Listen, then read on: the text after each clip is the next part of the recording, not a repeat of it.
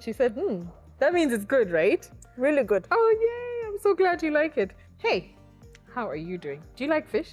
Can I interest you in a delicious fish recipe? Back at the Greenspoon kitchen today where we are going to be making this delicious Swahili fish coconut curry.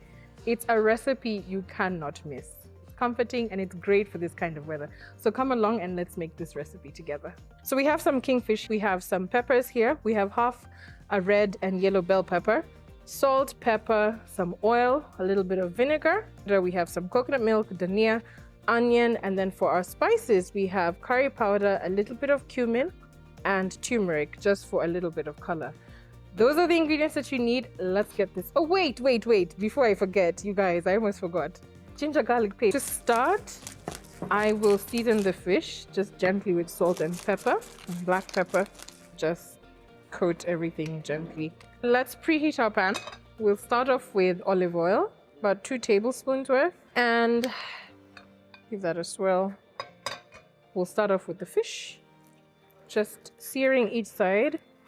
Try and place each piece going clockwise so you know which one to turn first. So about a minute on each side. Gently flip them over. So we don't want to fully cook the fish. We're just creating a crust on each side because it'll continue cooking in the sauce. Okay, so once the fish is browned, it's pretty much ready to go. We're not fully cooking it through. So there's some nice color on the fish. We can take it off the heat. Okay, I'm gonna set this aside and we'll come back to it later. Let's begin with our onions. We're gonna saute this for about a minute. Salt, get the salt. Next, we're gonna add half the peppers.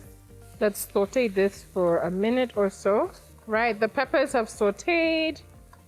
They have softened. We're gonna go in with the ginger garlic paste right now. That's about a tablespoon. I'm just letting the garlic become a bit fragrant. Just 30 seconds. Next, spices and the turmeric powder. So we're just gonna heat the spices through before we go on to the next step. So we're gonna go in with the tomatoes next. All right, so the tomatoes have broken down nicely. Everything has combined well. We're gonna hit the pan with a little water. We want to make a sauce for the fish. So we're going to blend this tomato mixture, tomato and onions. We want the finished product to be really smooth and velvety. Okay, at this point, I'm gonna add in some chili. Yeah, I think that's good enough. And let's go back to blending. Okay, that should be good to go. Back into the same pan. We're gonna add it. We're gonna heat this through for about a minute. We just want it to reduce a little bit and intensify in flavor. As you can see, you can draw like a figure 8. And as long as you're able to separate the sauce like that, you know it's ready. All right, let me go in with the coconut milk, sorry. Once again, if you do not like coconut milk or the taste of coconut, you can always use a plant milk that you like, or you can use natural yogurt or sour cream. Put in some lemon, if that's good. I'm gonna go in with the rest of the coconut milk. All right, I'll also add a teaspoon of vinegar. That's good enough. Just give it one more stir. I want to get the sauce well balanced before we add in the fish because we already pre-cooked the fish. The fish is only going to cook for about 2 to 3 minutes inside the sauce. So essentially the fish is now going to poach, which means just cooking very gently in hot liquid. We're going to try and cover each piece with some of that sauce. Just make sure everything is well distributed. So it's been about 3 minutes. The fish should be fully cooked by now. Yeah, that's fully cooked through. For the final step, what I want to do is go in with my remaining peppers and of course a good helping of dhania. And that is it. You can actually even turn off the heat at this point and just mix those through.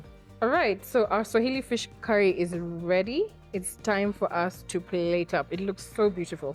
For the taste test, I have Daisy with me from Greenspoon. Hi, Daisy. Hi. Today you're going to be tasting the Swahili fish coconut curry. Grab a fork and give us a taste test. Right, so as Daisy is tasting this, I want to tell you guys that you can get all the ingredients from Greenspoon.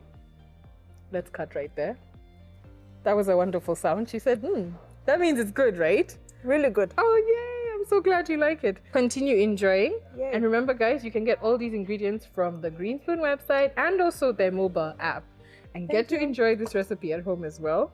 We are going to continue eating this. Well, I'm going to eat this bowl. I'm going to walk away with this, and we will enjoy the rest of our food together. Cheers. Cheers. Ciao.